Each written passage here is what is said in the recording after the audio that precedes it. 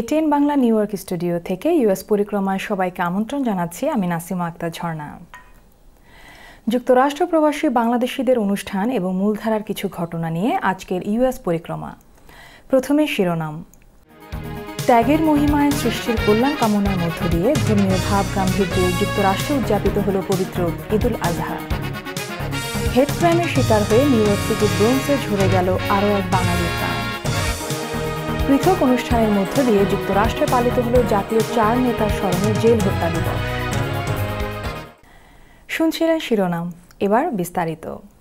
শুরু করছে new York প্রবাসী বাংলাদেশিদের অনুষ্ঠানাদি সংবাদ দিয়ে।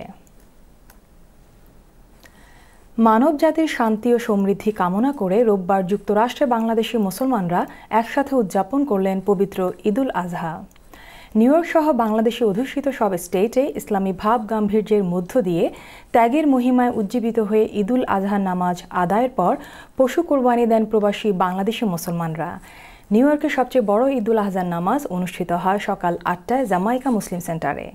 এছাড়া জ্যাকসন হাইটস ইসলামিক সেন্টার, জামে মসজিদ, আবু হুরায়রা মসজিদ, এলমহার্স্ট মুসলিম সেন্টার মসজিদ, মোহাম্মদী সেন্টার সহ ব্রুকলিন, এস্টোরিয়া, ব্রোঞ্জ ও ওজন পার্কের অন্যান্য মসজিদে ভোর 7টা থেকে 10টা পর্যন্ত অনুষ্ঠিত হয় ঈদুল আজহার জামাত। নানা বয়সী মানুষ ইসলামী পোশাকে সজ্জিত হয়ে ঈদুল আজহার নামাজ শেষে পরস্পরের কোলাকুলির মাধ্যমে ভ্রাতৃত্ব ও সৌহার্দ্য বিনিময় করেন। দুইটা ঈদে বড় occasion, Eid ul Adha, Eid ul Fitr. Eid ul Adha is a very joyous day. A happy Eid Mubarak. This is a festival of sacrifice. যে জামাতটা হইলো জামাইকা মুসলিম সেন্টার, এটা অনেক বড় জামাত এবং সবার জন্য ঈদের শুভেচ্ছা রইল। খুব সুন্দরভাবে, খুব সুষ্ঠুভাবে অনেক বড় বিশাল ঈদের নামাজ উদযাপন করলাম। ঈদ মোবারক। আলহামদুলিল্লাহ, আমরা ইউনাইটেড স্টেট অফ আমেরিকার নিউ ইয়র্ক সিটিতে Jamaica Muslim centre, Jamaica high স্কুলের ফিল্ডে নামাজ পড়েছি। আলহামদুলিল্লাহ, আমরা এনজয় করেছি। প্রত্যেকটি ঈদের জামাতের পর মুসলিম উম্মার শান্তি ও সমৃদ্ধি কামনা করে বিশেষ দোয়া করা হয়। প্রবাসী বাংলাদেশিদের পাশাপাশি এসব ঈদ জামাতে অন্যান্য দেশের অভিবাসী এবং আমেরিকান মুসলমানরাও ঈদুল আজহার নামাজ আদায় করেন। নামাজ শেষে বিভিন্ন গ্রোসারির মাধ্যমে দেয়া কোরবানির মাংস সংগ্রহ করতে বেরিয়ে পড়েন। নিউ ইয়র্ক সিটিতে হেড ক্রাইমের শিকার হয়ে ঝরে গেল আরও এক বাঙালির প্রাণ। নিহতের নাম বিমল চন্দ্র। 29 অক্টোবর ব্রোঞ্জে 190 স্ট্রিটে নিজ ঘরে দুষ্কৃতিকারীদের হামলায় আহত হয়ে 4 দিন সেন্ট বার্নাবাস হাসপাতালে মৃত্যুর সাথে পাঞ্জালরে 2 নভেম্বর বুধবার মারা যান। মৃত্যুকালে রেখে যান স্কুল শিক্ষিকা স্ত্রী, ব্রোঞ্জ সায়েন্সে অধ্যয়নরত 16 বছর বয়সী কন্যা ও অসংখ্য গুণগ্রাহী। বৃহস্পতিবার স্থানীয় কমিউনিটি নেতৃবৃন্দের পক্ষ থেকে ব্রোঞ্জের ইউনিয়ন পোর্ট রোডে ঘটনার প্রতিবাদে এক সমাবেশ অনুষ্ঠিত হয়। বিমলদা অনেক গুণে গুণান্বিত। তার মধ্যে প্রথম গুণটি ছিল যিনি অতি সহজেই সবার সদাহাস্য এবং বন্ধুপ্রিয় লোক ছিলেন। বাচ্চাদেরকে খুব ভালোবাসতেন। ইনিশিয়াল সব ইন্ডিকেশনে দেখা যাচ্ছে যে এটা একটা হেট ক্রাইম। তা আমরা আশা করব এরা খুব তাড়াতাড়ি ধরা পড়বে। মিডিয়া থেকে, এখানকার মিডিয়া এবং পলিটিশিয়ান থেকে সাড়া পাচ্ছি। সমাবেশে বক্তারা বলেন, অত্যন্ত ভালো মানুষ হয়েও বিমল চন্দ্র হেড ক্রাইমের কাছে জীবনকে সঁপে দিলেন। ভবিষ্যতে এই অবস্থার শিকার যেন আর কাউকে না হতে হয়, সেজন্য কমিউনিটির সকলের মধ্যে ঐক্য গড়ে তোলার ডাক দেন তারা। এই নিয়ে গত কয়েক মাসে নিউ ইয়র্কে হেড ক্রাইমের শিকার হয়ে মোট 3 জন বাঙালি প্রাণ হারালেন। বাংলাদেশের জাতীয় 4 নেতার স্মরণে যুক্তরাষ্ট্র আওয়ামী লীগ ও অঙ্গ সংগঠন নিউ ইয়র্কে পৃথক অনুষ্ঠানের আয়োজন করে। যুক্তরাষ্ট্র আওয়ামী লীগের উদ্যোগে এস্টোরিয়া লাকি রেস্টুরেন্টে 3 নভেম্বর অনুষ্ঠিত হয় এক আলোচনা সভা ও মিলাদ মাহফিল। ডাক্তার সিদ্দিকুর রহমানের সভাপতিত্বে ও সাজ্জাদুর রহমান সাজ্জাদের পরিচালনায় সভায় বক্তব্য রাখেন কাজী আজিজুল হক খোকন, আক্তার হোসেন, কমান্ডার নুরুন নবী, শাহনাজ মমতাজ প্রমুখ। একই দিনে যুক্তরাষ্ট্র আওয়ামী লীগ নেতাকর্মী ও সমর্থক গোষ্ঠীর ব্যানারে জেল হত্যার রাজনৈতিক ও অর্থনৈতিক পটভূমি শীর্ষক এক সেমিনার ও আলোচনা সভা অনুষ্ঠিত হয় জ্যাকসন হাইটসের পালকি পার্টি সেন্টারে।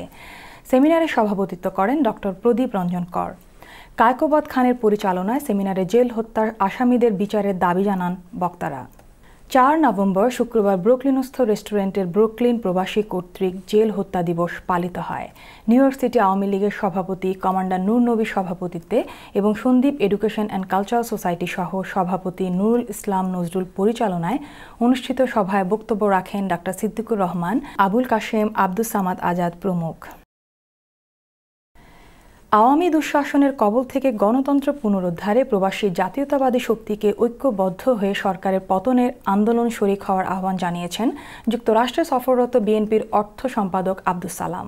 শুক্রবার জ্যাকসন হাইটসে আমরা জিয়া সৈনিক সংগঠন আয়োজিত বাংলাদেশের বর্তমান রাজনৈতিক প্রেক্ষাপট গণতন্ত্র শীর্ষক আলোচনা সভা ও মত বিনিময় অনুষ্ঠানে প্রধান অতিথির বক্তব্যে তিনি এ আহ্বান জানান। সংগঠনের সভাপতি মোহাম্মদ আবু তাহেরের সভাপতিত্বে ও সাধারণ সম্পাদক মাইনুল করিম টিপুর পরিচালনায় অনুষ্ঠানে বক্তব্য রাখেন যুক্তরাষ্ট্র বিএনপি সহযোগী সংগঠনের পক্ষ থেকে বেলাল মাহমুদ, ওয়ালিউল্লাহ মোহাম্মদ, আতিকুর রহমান, এম এ খালেক আকন্দ প্রমুখ। ডাকসুর সাবেক জিএস ও বিএনপি শিক্ষা বিষয়ক সম্পাদক খায়রুল কবির খোকনের গ্রেফতারের প্রতিবাদে 2 নভেম্বর বুধবার জ্যাকসন হাইটসের পালকি সেন্টারে নিউ ইয়র্ক স্টেট বিএনপির আয়োজনে এক সভা অনুষ্ঠিত হয়। অনুষ্ঠানে প্রধান অতিথি ছিলেন কেন্দ্রীয় বিএনপির অর্থ সম্পাদক মোহাম্মদ আব্দুস সালাম। বক্তারা বলেন, বিরোধী দলীয় নেতাকর্মীদের দমন পীড়নের অংশ হিসেবে সরকার বিনা কারণে মিথ্যা অভিযোগে গ্রেফতার করেছে খায়রুল কবির খোকনকে। সরকারের একদলীয় স্বৈরাচারী আচরণের বিরুদ্ধে প্রবাস থেকে ঐক্যবদ্ধ আন্দোলন গড়ে তোলার ডাক দেয়া হয় সভা থেকে।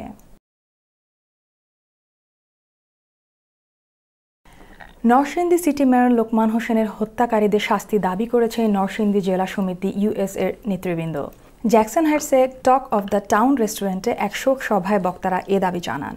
বক্তারা লোকমান হোসেনের হত্যাকাণ্ডকে রাজনৈতিক উদ্দেশ্য হাসিলের জন্য ব্যবহার না করে দল মতের ঊর্ধ্বে উঠে সুষ্ঠু তদন্তের মাধ্যমে হত্যাকারীর বিচার করার দাবি জানান। জামাইকা প্রবাসী বাংলাদেশি কমিউনিটি নেতৃবৃন্দ শনিবার জামাইকার একটি ভেন্যুতে কমিউনিটির উন্নয়নে এক আলোচনা সভা ও সাংস্কৃতিক অনুষ্ঠানের আয়োজন করে।